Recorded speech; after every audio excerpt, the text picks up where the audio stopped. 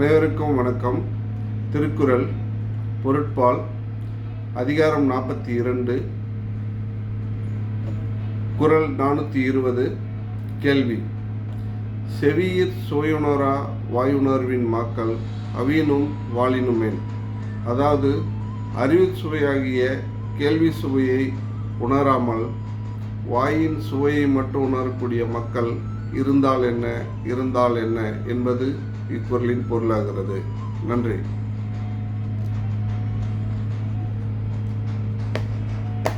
Hello എല്ലാവരും. Thirukkural material അധികാരം 42 ശബ്ദം 420 ചോദ്യങ്ങൾ ചെവി ഒരു രുചി. എയർ ശുചി എനിക്ക് അർത്ഥമാക്കുന്നത് ചോദ്യം: ആരെങ്കിലും വായുശുചി മാത്രമേ ഉണ്ടെങ്കിൽ എന്താണ് സംഭവിക്കും? ഇന്ധനത്തിന് നന്ദി.